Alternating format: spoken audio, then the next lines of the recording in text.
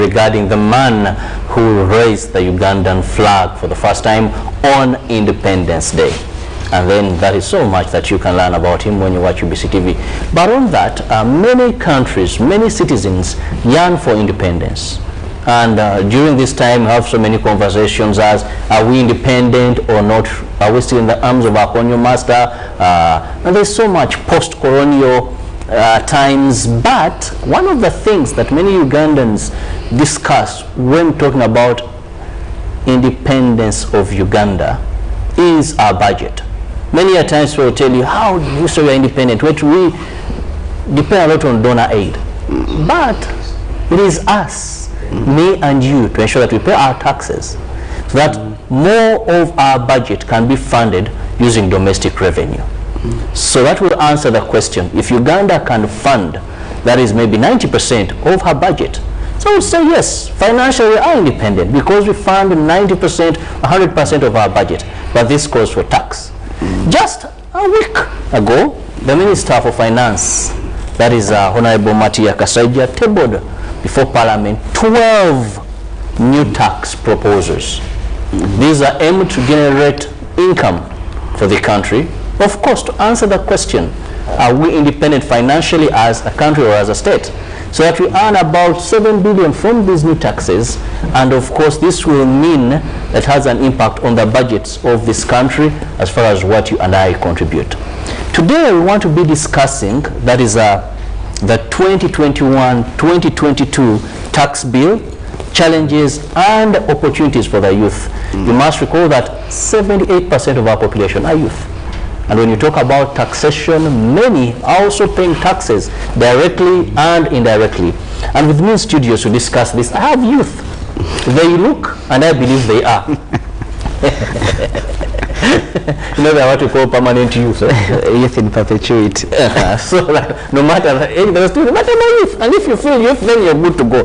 That is something that is up to you. But the ones I have are youth, and they look to be youth.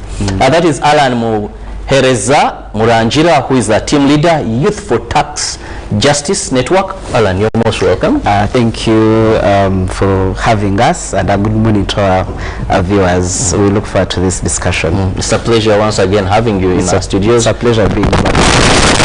Pertinent issues of domestic resource mobilization, youth empowerment, but also how we get into this conversation, especially now that we have the tax bills, we have the budget. Yeah, it's always good to come back and discuss some of these issues. On the other side, I have Emmanuel Ajaro, who is the executive director, the Open Forum Institute. You're most welcome, Emmanuel. Thank you very much. I'm glad to be here and engage on such pertinent matters, especially concerning young people in this country. Thank you. Let me begin by asking a simple question. How do you feel paying tax? You know, most are direct tax, because for the indirect tax, you may not even feel the pinch, by the way. Yes. Yeah, but the direct tax, if there are direct taxes, you pay. Yes. You see, taxation is important. But maybe because from my own perspective and the nature of what I do, I may have a deeper understanding, and my answer may be influenced by the fact that I have that knowledge. But if I were speaking as an ordinary citizen, I believe that there are services that we access and that government has to provide. And so the only way to finance that is usually through taxation, although there are other alternatives, but I think it's the most reliable way, because it also goes beyond only paying and providing for services. It also creates a unique relationship that I pay, and then there are people who take a decision to appropriate it, but at the same time it gives me the opportunity to ask where the money went, what have you provided. It creates a unique relationship that allows us to check the people that we put in power, because they take resources from our pocket to implement what we think is good for us. So I would pay tax, but at the end of the day, the incentive for me to pay is what I get. Yes. Well, Alan, the Bible says, give to God what belongs to God, and give to Caesar what belongs to Caesar. Yes. Are you a cheerful tax abiding citizen? Well, yes, I pay my taxes. That's the first thing. But maybe to also add is that ordinarily, no one likes paying tax, whether as an individual or as a company. It's not something that you do willingly. Given it reduces sometimes your profit. Yes, your profit, your disposable income as an individual. So, given an opportunity, actually, people will take advantage to not pay tax. So, that is the starting point that ordinarily no one pays tax willingly. But like Emma said, you pay because you have an incentive to pay. You pay because you believe that there is a relationship that you have between you and government, that when you've paid, certain services or certain goods will be availed to you. But from the beginning, no one begins from a position that they want to pay. And I think that's where we come from, that ordinarily, given an opportunity, and I can use maybe the Ott tax that we'll be later on discussing, that if you're given an opportunity to pay 200 shillings or use a VPN, people choose to use a VPN, not because they cannot afford, okay, some actually cannot afford 200 shillings per day, but some because naturally no one likes paying. But having said that, given that there are things that you expect from a government that you're paying taxes to, that gives you an incentive to pay. And I usually say this, that the only reason or the only legitimate way you can engage government is as a taxpayer, not as a citizen, not as a, no. It is, that's why people sometimes say, but some people have even more rights, some people have what? It's because they know that they are contributing their fair share of tax. If they weren't, things maybe will be different. So that gives them that special relationship that Emma was talking about, that I pay, then we expect this in return. And I think that has been cardinal to whether people pay or not. Well, I've loved the fact that we've given our viewer that background, that foundation of why we should pay tax. Now, when Honorable Matia Kasaija tabled these 12 proposals, hell went loose to some communities, to some people saying, no, these are new taxes. 12 proposals, that is the 2021-2022 tax bill. We want to look at the opportunities and challenges, but before even we look at the opportunities and challenges, let our viewer first understand some of these that directly could be affecting youth. Then we will be able to dissect more regarding them. Begin with Alan. Yes, so of course there are quite a number. In our opinion, we think that will have a direct impact on young people, either by the way they pay or by changing the way they have been doing things. And of course, like I said a few moments ago, there's a proposal to scrap the Ott tax. Of course, we have been having campaigns to have it scrapped. So there's a proposal to scrap it or to repeal the law. But again, within that, there is a proposal now to, instead of paying OTT of 200 shillings, to pay 12% excise duty on data usage. It's a proposal that we believe is going to also affect young people, because at least for OTT, it was only limited to social media. So it meant that if you're only paying the OTT if you're using Facebook, Twitter, WhatsApp, and maybe some of these social media apps. But the 12% that is being proposed goes the entire internet bundles that you're using. It doesn't matter whether you're using, of course there is an exception of education and health services, which of course we also think it's problematic. How do you assess that now this one is using internet for education? I could be on YouTube, but having tutorials on YouTube. You would ordinarily, that would be education, but we are still yet to see how government intends to implement those exemptions of education and health. But what we're trying to say is that in its nature, we believe it's broad. It's going to heavily affect the way young people have been innovating, the way young people have been communicating. Of course, OTT had already cut into that, but now it doesn't now stop only now on WhatsApp, Facebook and Twitter. It goes to emails, it goes to conference calls, it goes to everything that you've been doing literally online. And even, I think even here UBC, the internet you use, everything. So it will not matter whether you've been online or not, or you've been on WhatsApp or not. So whereas it is good, whereas we commend government for scrapping OTT, we believe that which many of you had resorted to VPN and actually were not even paying OTT. They spread out to get a few billions out of it. Of course, but many have made it optional. Exactly, like I said earlier, that given an opportunity, people would evade or avoid paying tax. But from the word go, we didn't believe that the OTT tax was a good tax, whether as a way of raising revenue, whether as a way of redistributing income, whether as a way of it maybe worked when it comes to discouraging consumption, that is on Facebook and these other social media. So we have a challenge with the 12% that is. Alan, before we leave this, on a scale of 10, if you were to look about proper usage of internet by the youth in Uganda, how are we performing? I think we need to start somewhere. What we have to acknowledge is that we are in an industrial age where everything almost runs online, on data.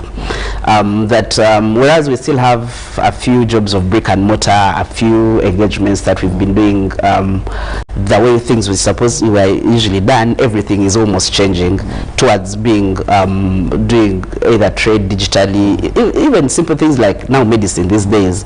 There are apps where you just go order and the doctor comes to your place, or medicine is sent to your place. So that is the first point that we have to realize, that we had to start somewhere. Even though there is information or data that young people mostly were using internet for social media, that was a starting point. You first go for Facebook, then once in a while you order something on Jumia, or you put on Safe Border. You now start using a Safe Border. So it's an evolution that we cannot say we are doing badly. And I think as a country and as a government that has a policy on improving service delivery, we have to acknowledge that we are in an industrial age, that we need data, we need internet, we need young people to innovate, we need young people to be in constant communication with the rest of the world.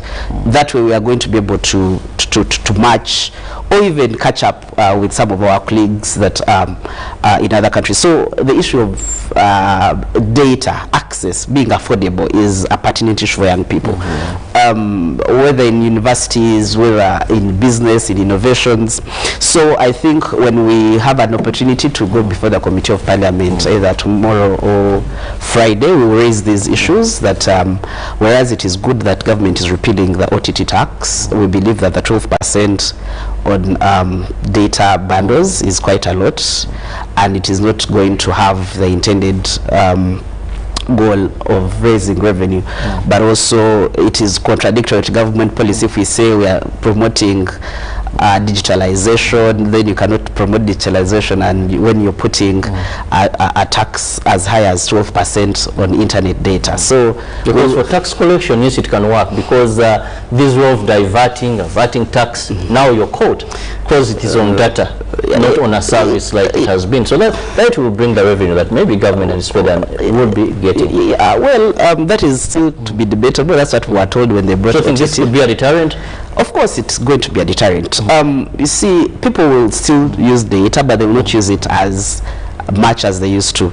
So of course, it's a deterrent. And of course, we have to also acknowledge that taxation is not only for revenue mobilization. Taxation provides quite a number of tools to government. Revenue mobilization should be just one of them. And if we are looking at this as only revenue, like I said, there are deliberate government policies on digitalization, on supporting the ICT sector, supporting the Ministry of Science and Technology. Let me bring in Emma here. Emma, we know that taxes are what government uses. I know information technology, ICT, is one sector that takes a lot of investment into this. Installation of mast installation. So it requires a lot of money for us to get to that level where we believe we can be connected to the most remote areas of this country. And now government is targeting this area so that it can get more that maybe we hope will be driven into the same sector, though all taxes go to a consolidated fund, and that is where allocation comes in. Don't you think this is justifiable? Because as we crave for, we in this area, there is so much that we want government to do still in that particular area. Well, just like you said, it's important, but looking at it from that angle, the ICT sector, it's also a young sector in our country. And as much as we know that its dynamic nature, where now you see those days people, because telecommunication is also pushing the growth of that sector. Those days we would make phone calls, just a phone call and send an SMS. But now you can make a video chat on WhatsApp and other platforms. However, as we try to tax that sector, we must try as well as much as possible to keep away from going too deep into the pockets, which would hamper in the long run participation in that very sector. Because let's give, for example, the issue of OTT. It had created a situation where a number of people were out of, they were not able to participate because the tax was a barrier to access. And then the issue is that in most cases, the participation of people on social media platforms, for example, would create a situation where it's easier for the growth of the e-commerce sector, because traffic, for example, for Jumia and the likes of other platforms are sourced by the presence of those people on that platform. So sometimes, like earlier you were saying, that maybe young people may be redundant on some of these platforms, but their presence there creates value, and it allows for the growth of that sector. So as much as we want to tax and generate resources that we can in turn invest in that sector, we must do so carefully. We need to strike a balance and read in between the lines and know that we shouldn't go too deep to the extent that we would hamper the growth, and so we would be behind so many other countries that are in the same league pertaining to ICT sector. Yeah, but also to just add on to what Emma said, again, the point of raising revenue, and maybe we'll discuss if time allows. We've seen other proposals that we had hoped would come. For example, having some sort of beneficiation or benefit from gold export, mineral export, generally taxation of effective taxation of the extractive sector.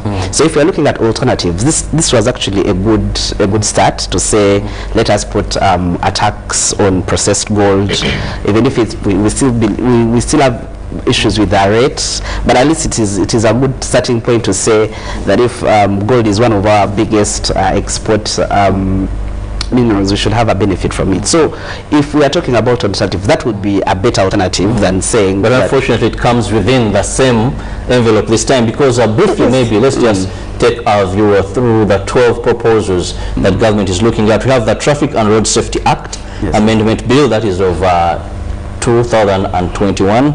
We have the Fish Amendment Bill, that is 2001. You have the Mining Amendment Bill, that is 2001. Then the Exercise Duty Amendment Bill, that is 2001. External Trade Amendment, 2001. Income Tax Amendment, Stamp Duty Amendment, Tobacco Control Amendment, Value Added Tax Amendment, Tax Procedure Code Amendment Bill 2021, Appropriation Amendment Bill 2021. And we're looking at, of the 12, which of these directly have opportunities and challenges for the youth in this country. Like we said earlier, remember the biggest population of our country are youth. That is 78%. So anything that government comes out should factor in the youth. Unfortunately, they may not be at times the biggest taxpayers, because you have unemployment rates where a few are able to pay direct taxes, because indirect are the taxes you pay on sugar, those taxes that you don't feel. But if you have a business, the tax you pay for your business to be sustained or the goods you purchase, that makes it direct taxation. Let's look at another proposal among the 12 where you feel this could be challenging to the youth. Of course, we are not looking only at challenges, we're also looking at opportunities. So like I said, for example, taxing, putting a tax on gold, putting a tax on unprocessed minerals for export, I think that is an opportunity. That is actually a way better opportunity than taxing data. But also the other... So you look at it as an alternative? Yes, yes, yes. But instead of coming to this sector, yeah, the internet and looking at the bundles, yes, let's now tax if we could have focused more on our extractive sector, because like Emma said, there are quite a lot of value chains that you can tax within that sector. Of course, there could be the other arguments from government: we need people to invest in these sectors, we need to do that, but minerals are minerals, they will be here whether it's 10 years, and I think that's that is the argument that, for example, some never last forever after what I'm trying to say is that if someone is going to invest in it, you invest in it. And I think that's an argument the president has also been using on the exploitation of oil, for example. He says that the oil can stay here until we get a good deal. So, and I think this is what we have to do if we want alternatives when it comes to revenue mobilization. The other proposal, maybe we felt that is going to have an impact. But before we leave that, that is on minerals. Yes. We also have to understand that more taxation also hinder people into the sector. So much as and also in the mining sector, I think here you look at a couple of youth that are also engaged there. When you go to some of these, of course not well developed mining sites, you'll find that the biggest population are youth there. Yes. And taxes are likely to see them out. I think there is quite a lot of research out there that is to the effect that tax is not one of the major things that people used to consider when making investment. And that's why we've always argued against certain tax incentives. Then why does government give incentives to our investors? I think it could be two reasons. One, of course, as a businessman, when you're given money, it's always a good time. But for you to say that you're investing because you're getting a tax incentive, I would not really believe. Tax holidays. I'll give an example. If it were true that tax incentives would lead to investment, Somalia would have the biggest investments we can ever see on this continent. Why? Their tax systems are very weak, they are segmented, there's no coherent tax policy within Somalia, but you don't see that there.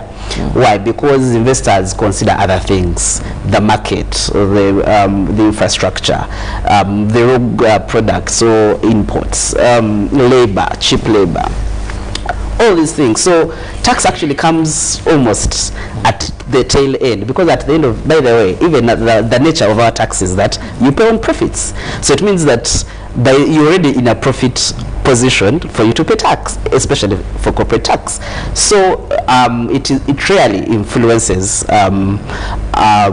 investment, and where people make a deal out of it, it's because it's a bonus. You've given it to me, I have to take advantage of it. But also secondly is that maybe there are deficiencies whereby maybe I expected a road, for example, but I didn't find a road. So why don't you give me an incentive so that I be able to do my own road? And that's why we've heard of oil roads, we've heard of... So there could be deficiencies maybe where government had to provide something, it hasn't. And these people say, okay, maybe because this is not here, maybe we need to do some of these things. But tax as an issue is not usually that a hindrance when it comes to investment. And that's why even when we had that issues with Talo and Heritage, we are still expecting a decision, a financing decision on that. So again, for us, we don't believe, especially from the work that we've been doing, that tax incentives actually bring in investors. Whereas it could be good for the investors because they get more money at the end of the day. We don't believe that, okay, sir, we don't believe that there are the reasons as why people come to invest here. People will come to invest here maybe because there's cheap labor, maybe because there's the market is available, the market, but not because we are giving them tax incentives. So that's why we still strongly advocate for effective, and the keyword here is effective, taxation of the extractive sector. And as I said, it could be an alternative instead of taxing data, so that you discourage innovation, you discourage invention, you discourage all these sort of things. These are places where you could look at, and then we could seriously generate revenue from that sector. So Emma, we've looked at the mining sector, which actually Alan views as an alternative Unfortunately, it is within the same proposals, that 12, that also is included there alongside with the data taxation. Let's look at that proposal that either youth, this is an opportunity or a challenge to them. Emma. Yes. Now, I would look at the Tax Procedures Code Act. Several amendments proposed. You know, that act regulates the relationship between a taxpayer, that's a citizen, and the tax collector. We both have, they have a role to play as a tax collector. We have a duty as taxpayers, you know, but we also have rights. It does not mean that because I have to pay tax, you can come and collect any resources that I have. It must be according to certain procedures. So looking at the Tax Procedures Code Act, I would look at the proposal that seems to have an amendment on the definition of a tax decision, especially the element of having a situation. You know, one thing before I bring that in, one of the things that a taxman should look for the most is to create a relationship that is based on trust. That URA is not going to come and threaten me, that I will willingly file and pay, that I will move to pay whenever that need arises. But we have a situation where, when you look at the definition of a tax decision currently in the proposal, there's what we call a practice note, which is usually used to interpret statutes, tax statutes. And in some jurisdiction, when a practice note issued by URA would, for example, be binding. In this particular amendment, it seems to take away that binding aspect. If I am guided as a taxpayer by a practice note that has been issued by URA, and then in the end, it seems that actually I was wrong, URA washes its hand away. And yet, I would think that that amendment is not good, especially for young people, because I believe that we should carefully bring in a culture of the willingness to pay without having to receive an email or harassed, or because if you go and look at young people's businesses right now, the moment you mention URA and filing returns and other things, they are so careful in that they will say, how can I avoid, how can I circumvent this? But we want to see more young people being attracted into business with the trust that, you know, I will be treated fairly, and removing that binding aspect when the taxman issues a practice note is one other issue that would, you know, remove away that trust. And yet there are also certain other aspects of this amendment. I think section 41A, which I know 41A is another area that is also not very good. Why? Because I think it's attempting to give URA the powers of arrest, which I think now in that situation people will definitely be threatened. And yet the relationship between the taxman, of course there is enforcing, where in certain situations there's nothing to smile about. You have to pay tax, it's an obligation. Yes. However, the same person you're collecting from is a client. Yes, and so you must treat them as a taxpayer. You get, and if in certain aspects your approach is a bit too harsh, then they will fall back and say, how can I just circumvent this? And then that is section 41A. The section 24 of the Tax Procedure Code Act introduces a procedure of alternative dispute resolution. In most cases, people challenging a decision of perhaps an assessment, you've been wrongly assessed, sometimes people do not have the resources to go to the responsible places where you could challenge a decision, and you know the capacity, ability to challenge.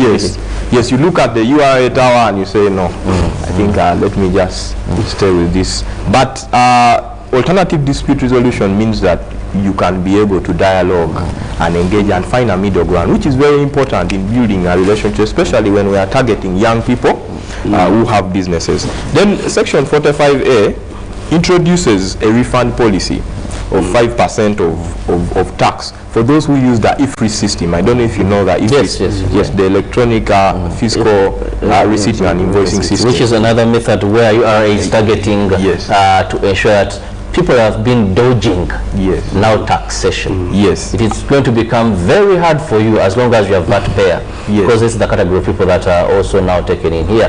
For every purchase you make, for every product, Yes. it is well digitalized, Yes. and URA can track it at any one point. Yes. That is the IFRS system that we're talking about. Yes. So for the use of that IFRS system, you know, sometimes when you say IFRS and then you say there's no dodging, people will think that now we are finished. But the issue is that the IFRS system I actually encourage, I think brings clarity. It helps you as well because things are clear, and there's You can monitor stock very easily. Yes, yes. And Anything sold, you can really know. Yes. Because it's well documented. Yes, and there's a refund policy of 5%. I think that would work to encourage, especially for the non-VAT registered people. That would work to help. The unfortunate thing is, I think the threshold is too high for businesses where now the category of young people fall under. I think the threshold is too high.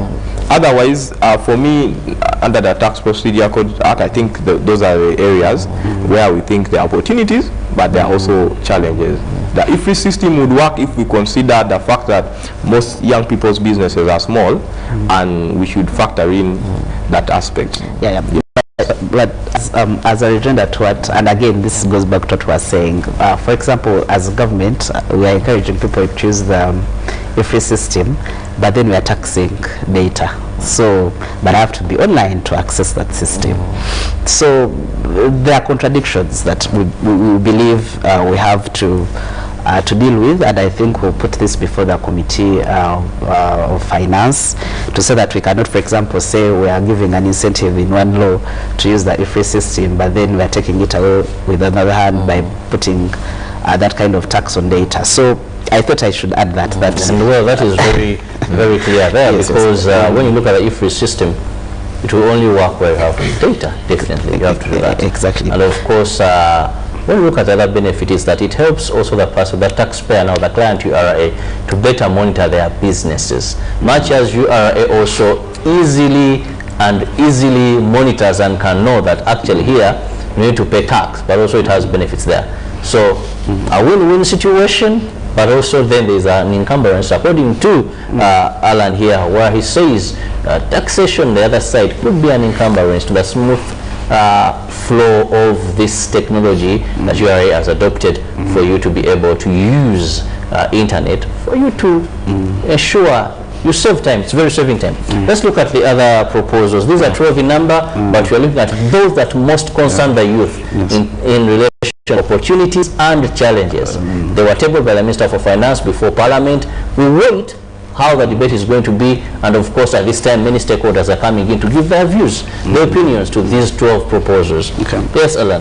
Maybe I can discuss like that, maybe two more, given the time that we have. The other one is there is a proposal to reform the rental income tax regime, where individuals under the current regime, individuals were paying they were allowed a deductible of 20% of all the income, and then they pay 20% on what is remaining. And of course there was also a threshold that if you earn below 2.82 million in a year, you aren't supposed to be subjected to rental income tax.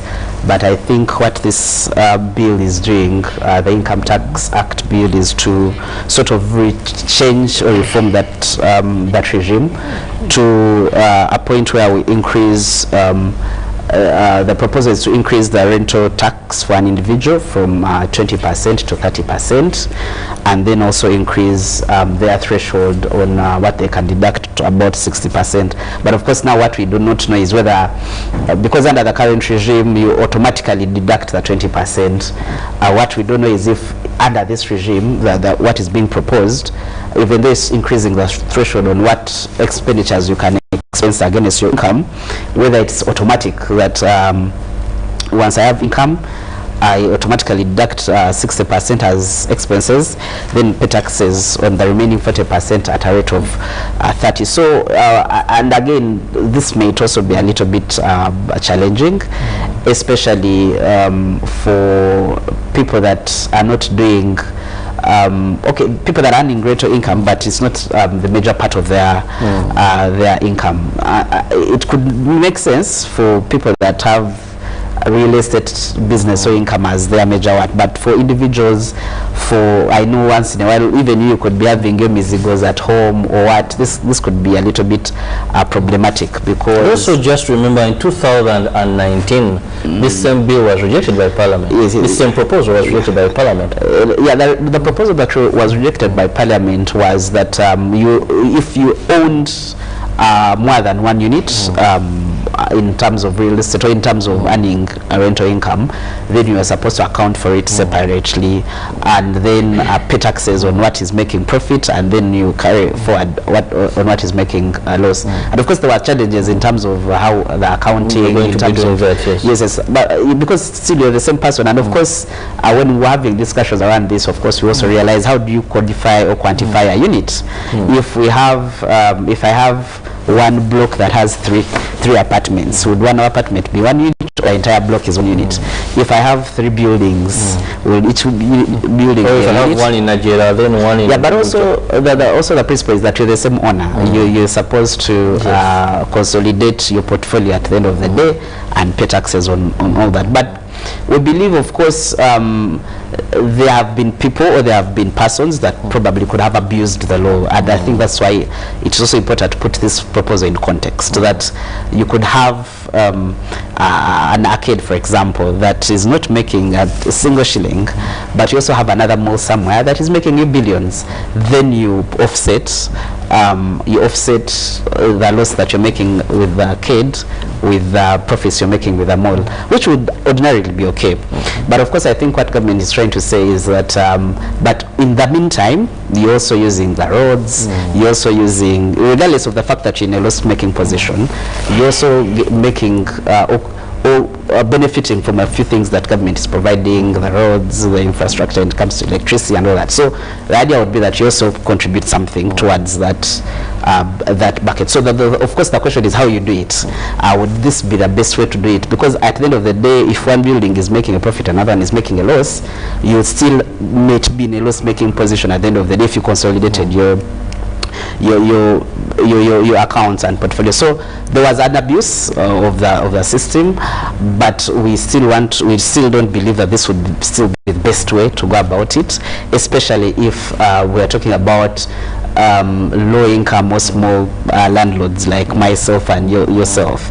This could apply maybe to other people, but not us. So we will still wait to see. We believe it's going to be a challenge, and wait to see how government intends to actually enforce this. The other thing that we noted that was of note was... Before we go to that, I want to bring in Emma. We know that in business, actually, the trader here, when we look at the landlord, do not actually pay the taxes. It is the final consumer of the product. Yes. So how does this really then affect the youth directly? I think if you're looking at it from a broader, from a broader aspect, we realize you need to factor in where we have come from, and then the fact that also, because if you see the changes that are taking place in regards to taxing the real estate sector, right now there is a company called Riponami that I think has an MOU with government and URA, and they are working on a way of creating a data of what the real estate industry, projections of how much we should expect in a certain time, and that will decide on the kind of policies that will now come through, for example, the current... Which is actually one of the fastest growing sectors in this country, and therefore it's an opportunity for taxation. Yes, but like I say, you always need to strike a balance depending on the circumstance under which you're operating. We've just come out from a period, remember, during the COVID lockdown area, and we had a situation where landlords and tenants were, people were not working, but the landlords expected some money to be paid for rent. And many landlords actually are now having a challenge. And then we had the banks are taking structure because people are not paying. Yes, and then we had a situation where the government, the president made a pronouncement that landlords should not throw people out, they will face it. But there was no law that was passed to that effect. So it was just basically you referring to a decision that was proclaimed. And that's why now I'm bringing in this aspect that there are about, I think, 2.5 million to 3 million people who do not have where to stay. Now, we also need to look at the growth of the housing sector. That's why you need to look at it in general perspective.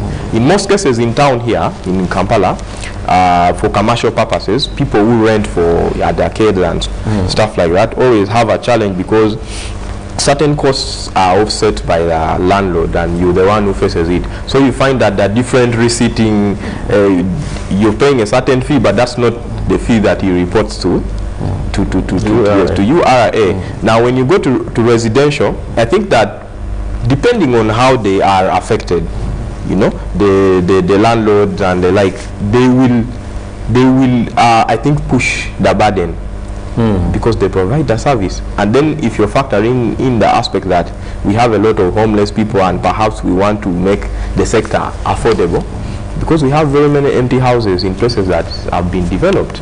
So the issue then is that how do you strike a balance? Because, for example, this current tax, I think, would present challenges on both sides because you're accounting separately on different properties. But even on the administrative side for URA, enforcing it, because, you know, you cannot spend more in enforcing and then you collect less. So that balance needs to be struck. Which was a challenge when we still had graduated tax. Yes. So the reason why it was suspended, that the money that was being used to collect graduated tax was more than what actually we were getting from graduated tax. So it was seen as irrelevant, and of course that is not profit oriented. There is nothing in making profit towards that. So you anticipate that similar. You need to strike a balance. You need to really go careful. You reflect on the fact that you have a nascent real estate sector. A lot of people cannot afford certain aspects because of some of those. Now when you bring tax, you need to go carefully because people also need to have homes. But at the same time, you also need to tax. You need to tax people. And so I think it present challenges administratively for URA, also for people who have not made acquaintance with this amendment, especially operating separate. They will also have certain challenges. But I think it targets the bigger, I don't know how you see it, but in my own analysis, I think it targets the bigger landlords, the people who own a certain section of Kampala and they are the biggest landlord around. I think it's targeting that category. But also when you talk about that category, at the end of the day, these buildings are taken over or are rented by the ordinary Ugandans. Exactly. More so youth that are beginning up businesses, dealing in small store phones here and there. You know, they share one room and there are about 10 businesses there. So at the end of the day, the landlord, the tax he has to pay, the burden will have to shift to these youth, and if they can't sustain themselves in terms of rent, that's why we've seen many being kicked out of the city and resorting to maybe the outskirts where profits are not as much as they would be making in the city because of this. Yes, let's look at another proposal among these in the interest of time. I think the last one, I think for it goes to the core principle of representation, where I think it is in both the VAT and the income tax, where there is proposal to ratify double taxation agreements at cabinet level. Of course, the idea of double taxation agreements is that these are usually between countries to make sure that if there are business people that are doing business in both countries, they are not taxed twice. So you come to a compromise to say, if you're doing business in Uganda and Kenya, Uganda puts a tax on this, Kenya puts a tax on that. Let's see how to share some of these taxes so that we don't burden you as the taxpayer or as the businessman. But what we've realized, and I think it also came out through the domestic resource mobilization strategy, was that people have exploited loopholes within those agreements to not pay tax. So it was intended to reduce the burden on taxpayers in different countries, doing business in different countries. But what people have creatively done is not to pay taxes in any of those countries. So we are seeing a challenge, because if you leave ratification, because our law as it stands is that if anything has an impact on, or if anything has a way it may affect or change our constitution, that agreement has to go through parliament. That's why you see loans go through parliament, because we have to pay taxes. Tax is a function of parliament. Parliament is, because they are our elected representatives, they are the ones that must know who to forgive tax, who to pay tax. Even right now, this week actually, we are going before them to argue our case. This tax is okay, this tax is not. So if we take away that right from parliament to be able to decide which double tax agreements can be be ratified by them, because then we lose out a voice. Then people would we would not have a voice as young people to say this double tax agreement maybe with Mauritius is not in our interest as young people. The only way we can do that is through parliament. But what these proposals are doing, they want that ratification to remain at cabinet level, so that if cabinet agrees, then the treaty comes into law, but it has constitutional implications. Tax can only be imposed by parliament. It's within our constitution. So it takes away that right, and we believe that as young people are going to tell parliament in the strongest terms that they should never ever cede away our power to impose or remove taxes. That power should always remain with people's representatives. There are many, but I think for now we can only discuss these. Well, thank you so much. That is Alan and of course Emma. But let me just use a minute each as we wind up this topic to look at the opportunities and challenges for the youth in the 2021-2022 tax bill. I'll begin with Emma. I think that the thing is that every financial year there's always that change that comes in the tax regime, and sometimes there are positive sides to it. It's not really cut out clearly that these things will lead to a particular projection that we expect. But the most important thing is that we need to always allow for the participation of people, such that there is ownership of what comes. At the end of the day, when we have people also give alternatives as to what they think is the best, especially now concerning tax bills, they are able to own it after and be compliant. But at the same time, we need to understand that people need to participate. Yes, finally, yes, Alan. I think just what Emma said, that participation is key, especially for us as young people. And whereas we've not been given quite a lot of time to prepare for the bills, they came out last week. The committee hearings are tomorrow and Friday. But we'll put in our input. So the idea is that we have to say what is going to affect us and how it's going to affect us. So yeah, I agree that we should participate at all levels. This should have we should have had a longer sort of participation. Well, I want to thank you so much, Alan Muhereza Murangira, that is team leader from Youth for Tax Justice Network, and Emma Ajara, who is executive director, that is the Open Forum Institution. Should we tax fast-growing sectors, or should we leave them to grow and find other alternatives to sustain them? This is a question that remains in the minds of many people, but also participation is key. The more we participate, we own all these bills and the outcomes of tax, and therefore we will pay more. Have a lovely day. I think will give us more light. Hey, the FIFA president seeking another term in office. What does this mean? Then later, Jagin, I'll be here to take you through Good Morning Uganda Extra. Stay safe. God bless you.